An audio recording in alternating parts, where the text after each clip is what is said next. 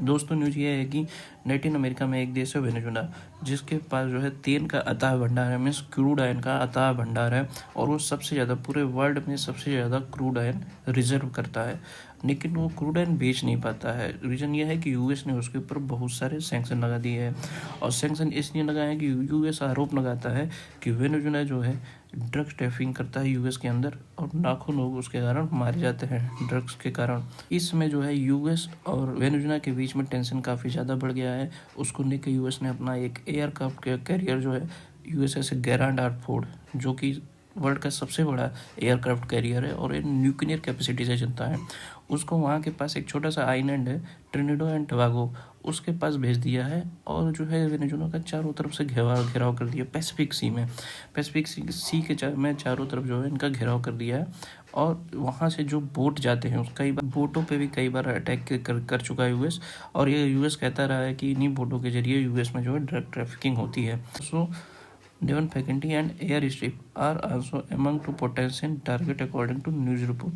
News report में ये निकल के आ रहा है कि राष्ट्रपति ट्रंप जो है वो एक लिस्ट बना रहा है जिसमें मिलिट्री, पोर्ट्स, एयरपोर्ट्स जो जिनका यूज ड्रग ट्रैफिकिंग में किया जाता है, और एयर स्ट्रिप, ये सब जो है टारगेट लिस्ट में हो सकते हैं जो अटैक करने वाले हैं वो भी वेनेजुला के ऊपर। वेनेजुला एंड यूएस रिलेशन, दोस्तों वेनेजुला और यूएस के रिलेशन 2019 से ख़राब हो गए हैं। 2019 में ये हुआ, वहाँ का प्रेसिडेंट क्राइसिस हुआ, जिसके कारण जो है जो निकोलस मदुरो थे उन्होंने यूनाइटेड स्टेट से अपने सारे रिलेशन ख़त्म कर दिए।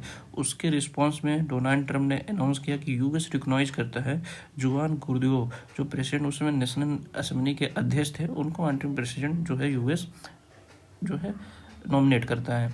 फिर उसे raise bounty on Venezuela Nicolas Maduro to 50 million on drug trafficking charge.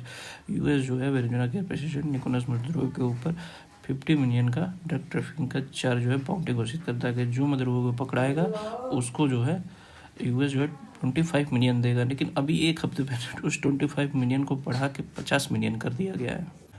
Maduro turn to Moscow, Beijing, Tehran as US persons pints in Caribbean. US का प्रेजेंस जो कैरिबियन सी में बढ़ रहा है, उसको लेकर जो वहाँ के प्रेसिडेंट है मदुरो ने, उन्होंने मॉस्को, बीजिंग और तेहरान को मदद मांगी है। मदद क्या हो सकता है दोस्तों, तो रूस के पास जो है बहुत अच्छे मिसाइल्स हैं, रूस अपना मिसाइल सप्लाई कर सकता है।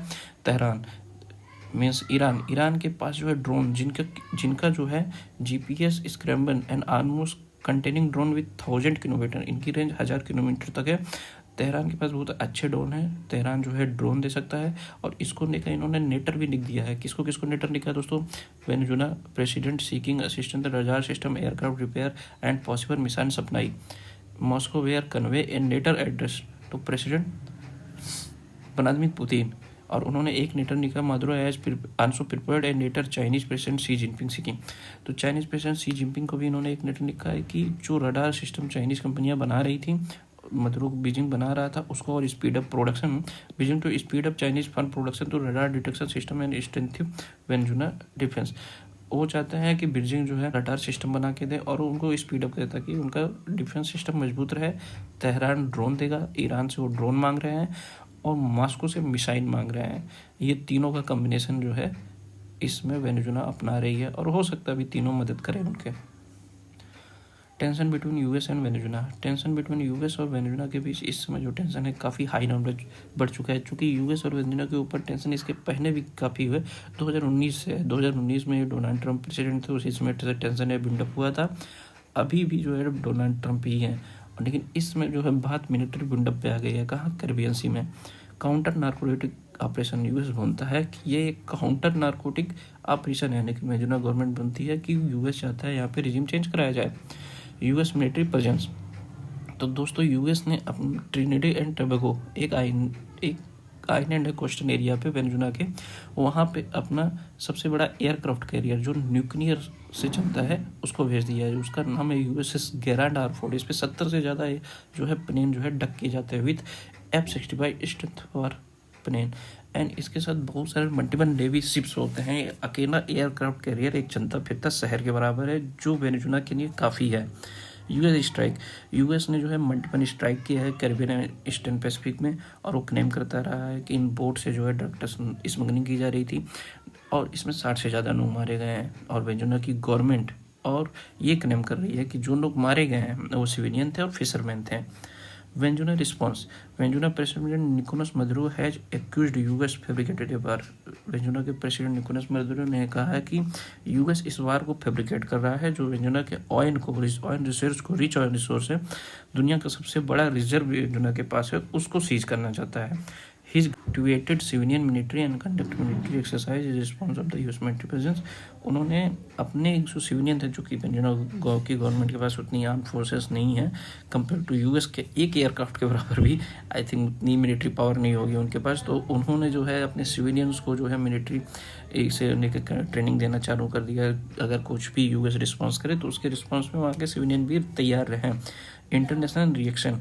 जो यूएन ह्यूमन राइट्स चीफ थे वॉलकर ने, उन्होंने कहा कि ये जो यूएस के स्ट्राइक थे ड्रग बोर्ड्स के ऊपर वो अनएक्सेप्टेबल है, इनका जो इन्वेस्टिगेशन किया जाना चाहिए। कंटेंट्स जो एनालिसिस है वो ये बोल रहे हैं कि ये जो सान जो जाने वाला है बहुत ही टफ होने वाला है, क्योंकि जो जियोपॉलिटिकल टेंशन क्रिएट हो रहा है, रसिया और चाइना खुद के जो है सपोर्ट में आ रहे हैं वेंजुला की गवर्नमेंट को। उसमें मदुरो का कैरियर जर्नी, उनका कैरियर जर्नी कुछ इस प्रकार से है कि वो पहले एक बस ड्राइवर थे, उसके बाद ट्रांजिट यूनियन लीडर बनते हैं और पहली बार जो इलेक्ट होते हैं वो नेशनल असेंबली में सन 2000 में इलेक्ट होते हैं।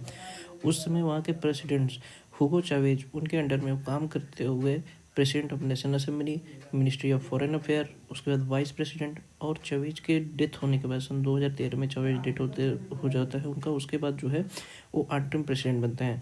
चूँकि चावेज ने अपने डेथ होने के पहले ही अपना सक्सेसर डिज़ाइन कर दिया था और उन्होंने इनका नाम मदुरो का नाम आगे रखा था, इसकी वजह से उन्हें जो अंतरिम प्रेसिडेंट बनाया जाता है और एक स्पेशल इलेक्शन होता है। स्पेशल इलेक्शन के बाद वो ही विल बिकम प्रेसिडेंट, वो प्रेसिडेंट बनते हैं और इन्हीं के प्रेसिडेंसी के कारण में जो है वहाँ पे जो है बहुत सारी इकोनॉमिक क्राइसिस। फॉरेन मिनिस्टर थे 2006 से 2012 में, उस समय एडवोकेट थे, एक गठबंधन था बीएन गठबंधन। ये कुछ इस तरह से था, ये इकोनॉमी सोशनाइजी रूप से वेनेजुएला एंड क्यूबा के सरकारों ने आपस में मिलकर किया था, क्योंकि यूएस के इन्फ्लुएंस को कम करना चाहते थे ट्रेड को लेके, क्योंकि यूएस जो है ट्रेड को लेके ये साम्यवादी नीतियों को फॉलो करते थे, लाइक जैसे रसिया और चाइना साम्यवादी नीतियों को फॉलो करता है, तो उसको लेके उन्होंने एक गठबंधन बनाया था और चाहते थे कि यूएस जो है का इन्फ्लुएंस ज़्यादा से ज़्यादा ना रहे। Nicolas Maduro career journey. Nicolas Maduro का कैरियर जर्नी जो था, पहला succession and initial election, presidency के समय का। तो सक्सेशन जब चावेज की डेथ होती है मार्च 5, 2013 में, तो उन्होंने अपना सक्सेशन नियुक्त कर दिया था मदुरो को।